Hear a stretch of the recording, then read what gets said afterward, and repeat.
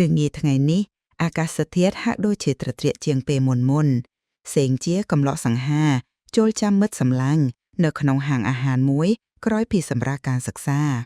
ទឹកក្រូចច្របាច់ក្នុងកែវនៅចំពោះមុខគេនោះនៅសល់ជិតកន្លះកែវខ្សែភ្នែករបស់គេសម្លឹងទៅកាន់ផ្លូវចូលហាងនិងលើកនាឡិកាមើលម៉ោងជានឹកញាប់ពេលខ្លះក៏ដកដង្ហើមវែងអីក៏ក្រមុំលេះវើយម៉ោងជិត6ទៅហើយរអ៊ូបណ្ដាជិបទឹកក្រូចបណ្ដាទាំងទឹកមុខស្រប្រាប់ស្រពោន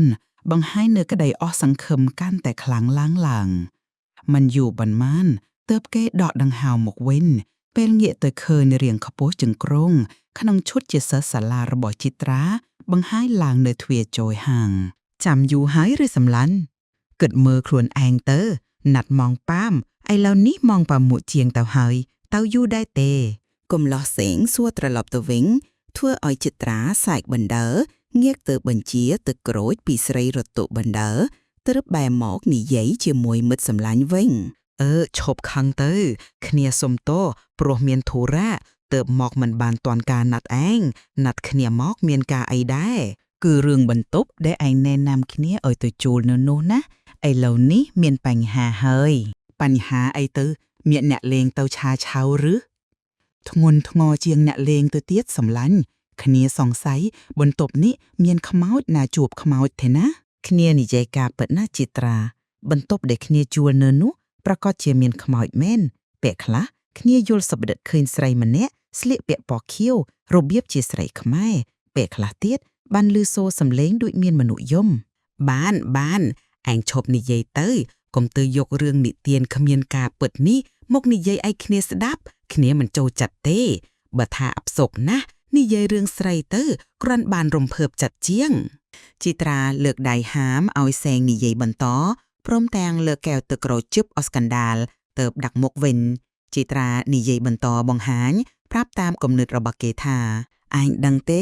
គ្នាក៏ធ្លាប់ទៅជួលបន្ទប់នោះដេកម្ដងម្កាលដែរពេលណាគ្នារកបានចំណីក្អែកប៉ុន្តែគ្នាមិនធ្លាប់បានឃើញបានឮអីទល់តែសោះក្រៅពីសំឡេងសេចក្តីសុខរបស់យើងទាំងពីរនាក់ឈប់គិតទៅមនុស្សស៊ីឆ្អែតយល់សប្រីច្រើនខំរៀនខ្លាំងសរសៃប្រាសាទក៏ចុះខ្សោយឮនេះឮនោះផ្ដេសផ្ដានអីចឹងហើយគ្នាថា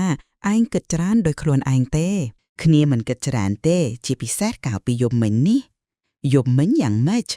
ពេលគ្នាកំពុងតែអង្គុយទន្ទិញមេរៀនសុកក៏ស្រាប់តែឮសំឡេងស្រីម្នាក់យំក្បាលជញ្ជាំងផ្នែកខាងក្រោយគ្នាពិតជាឮមែនណាសេងព្យាយាមអធិប្បាយឲ្យមិត្តស្ដាប់ពីរឿងអថោកំបាំងដែលខ្លួនបានឮមកប៉ុន្តែជីត្រាត្រឡប់ជីក្រវីក្បាលព្រោះកំឡោះសម័យថ្មីមិនជឿស្រាប់ទៅហើយអារឿងតាក់ទងនឹងខ្មោចនោះគ្នាមិនប្រកាយទេថាឯងបានឮសំឡេងប៉ុន្តែហេតុអ្វីបានជាមិនគិតខ្លាក់ថងថាសំឡេងនោះវាលន់ចេញមកពីបន្ទប់ក្បែរនោះណែឈប់គិតពូរឿងអត់ប្រយោជន៍នោះទៅគ្នានឹងព្យាយាមជឿឯងសេងកាត់សេចក្តីសរុបឡើងនិយាយរឿងនេះទៅតទៀតខ្ញុំនិយាយក៏អ៊ីប្រយោជន៍ដែរព្រោះគេមិនជឿទៅហើយប៉ុន្តែ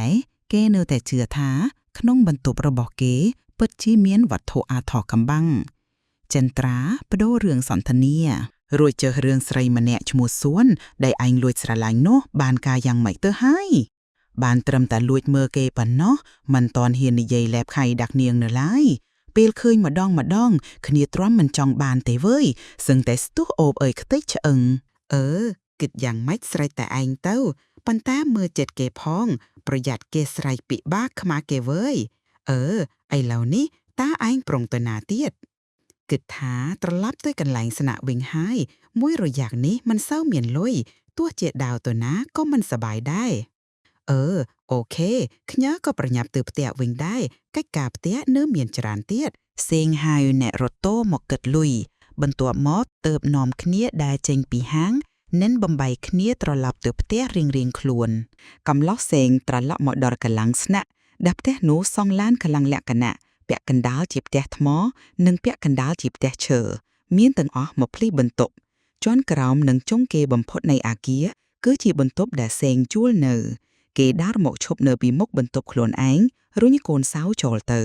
រួចស្រូបខ្យល់ដកដង្ហើមវែង នឹងព្រឺរោមព្រាតពេលនឹងទៅដល់វត្ថុអាចកំបាំងនៅក្នុងបន្ទប់របស់ខ្លួន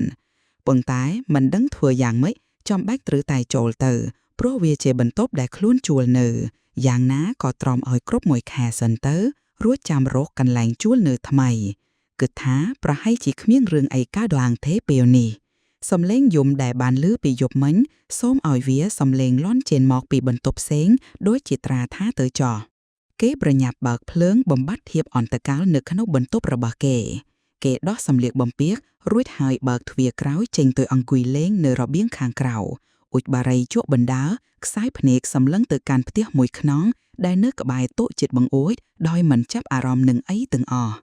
សេងអង្គុយសម្លឹងមើលនាងរហូតអស់បារីមួយដាមទើបក្រោកទៅចូលបន្ទប់ទឹកដោយសារកែវភ្នែករបស់គេបានដក់ជាប់រូបនាងក្រមុំស្រស់ស្អាតដែលគេបានអង្គុយមើលអំបញ្ញមិននោះទើបធ្វើឲ្យគេទប់ចិត្តមិនបានក៏បំពេញចំណងដោយខ្លួនឯងទៅជាមួយនឹងការស្រមើស្រមៃទៅរកនាងក្រមុំម្នាក់នោះដែលអង្គុយបង្ហាញរៀងឲ្យគេឃើញរាល់ថ្ងៃរហូតបានដល់ចំណុចកំពូលទៅក្នុងពេលនោះសេងទាំងមិនដឹងខ្លួនសក់ថាកំពុងមានខ្សែភ្នែកអថ័កតំបាំងសម្លុកសម្លឹងការប្រព្រឹត្តរបស់គេដោយពេញចិត្តបំផុតយប់នោះកំឡុះសង្ហាអង្គុយទន្ទិញមេរៀនរហូតងងុយទៅចូលដេកប៉ុន្តែវាបានត្រឹមក្នុងសភាពពាក់កណ្ដាលលួកពាក់កណ្ដាលភ្ញាក់ស្រាប់តែគេបះរោមបេះដូងលោតញាប់នៅពេលឃើញពន្លឺភ្លើងពណ៌ខៀវស្រស់ថ្លាសិនសឹមបង្ហាញឡើយនៅឯសរោះឈើចុងជើងពន្លឺនេះកាន់តែភ្លឺឡើងបន្តិចម្ដងរហូតคล้ายជារូបរាងស្រីក្រមុំដ៏ស្អាតក្នុងឈុតរបៀបជាស្ត្រីខ្មែរពណ៌ខៀវសេងសម្លាក់រូបភាពនោះស្ទើរមិនហ៊ានព្រិចភ្នែកការភ័យខ្លាចបានពុះជ្រែកចូលក្នុងបេះដូងរបស់គេរហូតញាប់ញ័រចំប្រប់មិនអាចទប់រងាប់បានគេចង់ស្រែកជំទាលឲ្យអស់សម្លឹងប៉ុន្តែហាមាត់មិនរួចសោះគេបានត្រឹមតែបើកភ្នែកធំមើលរូបស្រីក្បែររសែកនោះដោយអាការតក់ស្លុតជួយខ្ញុំផងសូមមេត្តាផងចុះជួយខ្ញុំផងសេងបានឮសំឡេងស្រីម្នាក់នោះយំអង្វរទាំងអណ្ដើតអណ្ដក់យ៉ាងច្បាស់កឡែតអ្នកជានរណាសេងមិនបានហើបមាត់សួរទេគេគ្រាន់តែគិតក្នុងចិត្តតែប៉ុណ្ណោះប៉ុន្តែនាងម្នាក់នោះបែរជាអាចស្ដាប់បានព្រោះនាងតបមកវិញថាខ្ញុំជាទេពធីតាព្រៃព្រឹក្សាគេនាំខ្ញុំមកនៅទីនេះយូរហើយខ្ញុំឈឺដើមទ្រូងខ្លាំងណាស់ជួយដកដែកគោលចិនពីទ្រូងរបស់ខ្ញុំផងចុះខ្ញុំឈឺខ្លាំងណាស់នាងប្រាប់ថែមតាំងចង្អុលអាយមើលដើមទ្រូងផងកំឡុកសេងមើលឃើញថាត្រង់នោះមានពណ៌ក្រហមតូចមួយមែនទើបសួរថាតើខ្ញុំត្រូវជួយយ៉ាងម៉េចទៅបើខ្ញុំក្រោកឡើងមិនរួចផងនោះចាំស្អែកក៏បានជួយយកអ្វីមកដកឲ្យផងណារួចហើយចាំខ្ញុំសងគុណវិញខ្ញុំអស់ពេលហើយខ្ញុំត្រូវទៅហើយកុំភ្លេចជួយខ្ញុំផងណាលោកនាងនិយាយប្អូរសំឡេងវែងរួចហើយរាងពណ៌ខៀវរបស់នាងក៏សន្សឹមងងឹតទៅបន្តិចម្ដងរហូតងងឹតសូនដូចដើមកំឡោះសេងស្ទុះក្រោកឡើងអង្គុយភ្នែកប្រាំងសម្លក់ទៅស្រស់នោះអងឹតចាក់ភ្នែកមិនយល់គេកំពុងឆ្ងល់ថាតើរូបភាពដែលគេឃើញអំបញ្ញមិញនេះពិតឬទេត្រូវតែពិសោធន៍មើលសិនគេប្រាប់ខ្លួនឯងតាំងខំតាំងចិត្តគំនិតគេក្រោកឡើងទៅបើកភ្លើងបំភ្លឺនិងដាវទៅពិចារណាមើលត្រង់សរសៃមួយដើមនោះ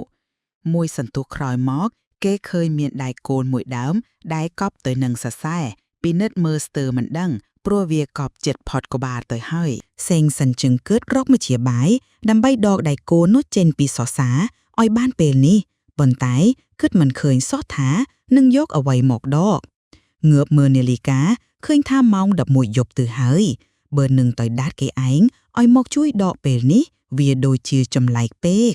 ចាំស្អែកនេះខ្ញុំនឹងជួយដកឲ្យគេនិយាយជាមួយសសរនោះដូចមនុស្សលបសតិរួចហើយវិលមកដេកវិញលក់ទៅទាំងអារម្មណ៍អណ្ដែតអណ្មងគ្រឿងសំឡេងនាឡៃការរតិលួនរំផុងកំឡោះសេងក្រោកឡើងទាំងអាការមមីមើគេឆ្លៀតទៅមើលសសរនោះម្ដងទៀតមុននឹងចូលបន្ទប់ទឹកនឹងចេញមករៀបចំខ្លួនទៅសាលាថ្ងៃនេះគេរៀនស្ទើរមិនដឹងថាបានរៀនអីខ្លះខំ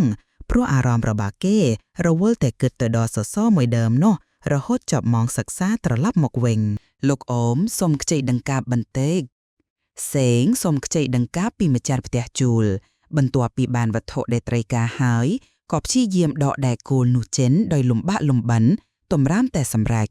ដែកគោលនោះមានស្នាមច្រេះចាប់ខ្លាំងណាស់ត្រឹមតែគេបោះទុកយូរណាស់ហើយដកបានហើយក៏គ្រួយចោលទៅក្រៅតាមបងអួយដោយមិនចាប់អារម្មណ៍នឹងដែកគោលនោះប៉ុន្មានទេយប់នោះកំឡោះសេងអង្គុយរំលឹកមេរៀងតាមធម្មតាលុះដល់យប់ជ្រៅបន្តិចស្រាប់តែមានសំឡេងកោសទ្វារបន្ទប់របស់គេនេះណានឹងអ្នកកំឡោះប្រញាប់ស្រែកសួរតែគ្មានឮសូរសំឡេងតបឡើយគេក្រោកឡើងទៅបើកទ្វារមើលពេលនោះស្រឹកតែគេបើកភ្នែកធំបេះដូងលោតស្ទើរខ្ទាតចេញពីទ្រង់ព្រោះអ្នកឈរក្បែរនោះគឺជាស្រីស្អាតឈ្មោះនាងសួននៅផ្ទះតល់មុខដែលគេខំលួចមើលលួចស្រឡាញ់រាល់ថ្ងៃនោះសេងសួរទាំងសំឡេងញ័រព្រោះតែរងាប់ក្តីរំភើបមិនទាន់បានដែលសុកស្រាប់តែនាងមករកគេនៅពេលនេះធ្វើឲ្យគេនឹកស្មានមិនដល់នាងញញឹមដាក់គេដោយខ្សែភ្នែកតាក់ទាញជំនួសចម្លើយនាងចូលមកក្លឹងបន្ទប់ហើយខ្ទាស់ទ្វារបន្ទប់ដោយខ្លួនឯងកំឡោះសង្ហាតាមមើលកាយវិការនាងដោយក្តីងឹងធ្ងល់អ្វីដែលធ្វើឲ្យគេភ្ញាក់ផ្អើលថែមទៀតនោះគឺនាងបែរមកសួរគេថាលោកស្រឡាញ់នាងម្នាក់នោះមែនទេនាងថាម៉េចសេងមិនយល់នឹងសម្ដីរបស់នាងត្រូវសួរទៅវិញយ៉ាងដូច្នោះខ្ញុំដឹងថាលោកលួចមើលនាងរាល់ថ្ងៃខ្ញុំមិនយល់នឹងសម្ដីរបស់អ្នកនាងសោះទើសួរចង់មានន័យថាយ៉ាងម៉េចហ្នឹងបរោះកំឡោះអេះក្បាលនឹកឆ្ងល់ផងខ្មាស់នាងផងដែលសុកនាងអាចដឹងរឿងនេះប៉ុន្តែនាងនិយាយចេញមកហាក់ដូចជានាងមិនមែនជាតួខ្លួនឯងខ្ញុំមិនមែនសួនទេប៉ុន្តែលោកឃើញនេះអាចថាសួនមែនប៉ុន្តែខ្ញុំមិនមែនសួនទេតើនាងចង់និយាយពីស្អីប្រាប់ត្រង់មកខ្ញុំពិតជាមិនយល់ទាល់តែសោះហើយពេលនោះទើបនាងញញឹមហើយលើកចង្អុលដៃប្រាប់មែនហើយខ្ញុំភ្លេចប្រាប់លោកទៅថាខ្ញុំជាមនុស្សដែលលោកឃើញនៅខ្នងសរសើរនោះណែនាងសេងនិយាយបានតែប៉ុណ្ណោះក៏ហាមាត់ច្រហើលថ្លុងព្រោះឃើញនាងឡាត់អោឡើងបង្ហាញឲ្យឃើញដើមទ្រូងសចាំងធ្វើឲ្យគេស្រាវគ្រាន់ខ្ញាក់លោកជួយដកដៃគោលអាគមមួយដើមនោះចេញពីទ្រូងខ្ញុំប្រាប់ហើយថាខ្ញុំនឹងសមគុណលោកវិញឬក៏លោកមិនត្រូវការនាងម្នាក់នេះទេនាងនិយាយបណ្ដាដោះអាវក្រវែងចោលបណ្ដាធ្វើឲ្យនាយកំឡោះសម្លឹកសម្លឹងមិនព្រេកភ្នែកទឹកមាត់របស់គេជ្រាបចិញ្ច្រោករហូតនិយាយមិនរួចពេលឃើញដើមទ្រូងនឹងដោះមួយគូសង្ហាបង្ហាញចំពោះមុខយ៉ាងនេះនាងទេពថាទាព្រឹកស្ព្រៃដែលស្នត់នៅក្នុងរាងកាយនាងក្រមុំសួនញញឹមដាក់គេខណៈនាងកំពុងតែដោះទំពក់ខោជើងខ្លៃរួចស្រាតឲ្យនៅតែខ្លួនននិលកក់នាងបញ្ចេញកាយវិការបង្អួតទៅរាងអែនអន់តាក់គៀងបណ្ដាយឲ្យនាយកំឡោះភ្លឹកផ្លាំងញាប់ញ័រស្រើបស្រាលរឹកធ្វើអីមិនត្រូវមិនយូរប៉ុន្មានទើបរាងកាយនោះធ្វើចលនាមកដល់ក្បែរគេប្រគល់ឲ្យគេលើកដៃក្រសោបអបតាមសញ្ជាតិញាណរួចខ្ទប់បបោមាត់យ៉ាងស្និទ្ធញីញ័រប៊ុចចិញ្ចួកយ៉ាងអន្ទះអន្តែងក្រហល់ក្រហាយដោយត្រូវមុនសណ្ដំគេរុញនាងឲ្យផ្ដេកទៅលើក្រែរួចប្រតិបត្តិកិច្ចកម្មដែលកំពុងឆាបឆេររលរៀលយ៉ាងសន្ធោសន្ធៅពេញអង្គក្រមុំទាំងពីរនាងក្រមុំបរិសុទ្ធពិតប៉ុន្តែកាយវិការតបស្នងរបស់នាងល្អឥតខ្ចោះមិនឲ្យបរសង្ហាទាស់ចិត្តកន្លែងណាបន្តិចឡើយមួយសន្ទុះក្រោយមកព្យុះស្នេហ៍កំណាតក៏បានបញ្ចប់ទៅជាមួយនឹងសេចក្តីសុខក៏កក្រៅកប់ចិត្តរៀងខ្លួនបរោះកំឡោះបង្ហើបរាងកាយចុះចេញពីលើនាងក្រមុំមកដេកអបនាងពីចំហៀងថើបផងអង្អែវផងបង្ហាញនូវការពេញចិត្តចំពោះរាងកាយរបស់នាងយ៉ាងខ្លាំងខ្ញុំស្រឡាញ់អ្នកនាងណាស់ដឹងទេតែខ្ញុំជាខ្មោចណាស់ពេលនេះទើបសេងបានដឹងច្បាស់ថាអំបាញ់មិញនេះគេលេងល្បែងកាមាជាមួយនឹងទេពធីតាព្រឹកស្ព្រៃដែលស្និទ្ធក្នុងរាងកាយរបស់មនុស្សគេក្រោកឡើងអង្គុយមើលរាងកាយអាក្រាតរបស់ស្រីក្រមុំពីលើផុតក្រោមពីក្រោមផុតលើយ៉ាងជក់ចិត្តដិតអារម្មណ៍រហូតមានសេចក្តីត្រូវការឡើងមកម្ដងទៀត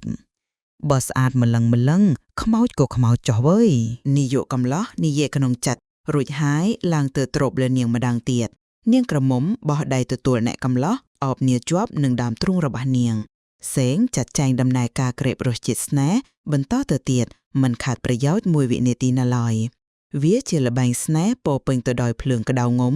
បន្ទុំជាមួយនឹងសេចក្តីសុខដ៏ពេញចិត្តក្រៃលែងទោះបីថាសេចក្តីសុខនោះកើតឡើងជាមួយនឹងវិញ្ញាណផ្សេងរូបផ្សេងក៏ដោយនាយកកំឡោះនិយាយក្នុងចិត្តរួចហើយឡើងទៅទ្រពលើនាងម្ដងទៀតនាងក្រមុំបោះដៃទទួលអ្នកកំឡោះអបនាជាប់នឹងដើមទ្រូងរបស់នាងសេងចាត់ចែងដំណើរការក្រេបរសជាតិស្នេហ៍បន្តទៅទៀតមិនខាតប្រយោជន៍មួយវិនាទីណាឡើយវាជាល្បែងស្នេហ៍ពោរពេញទៅដោយភ្លើងក្តៅងំបន្ទុំជាមួយនឹងសេចក្តីសុខដ៏ពេញចិត្តក្រៃលែងទោះបីថាសេចក្តីសុខនោះកើតឡើងជាមួយនឹងវិញ្ញាណផ្សេងរូបផ្សេងក៏ដោយ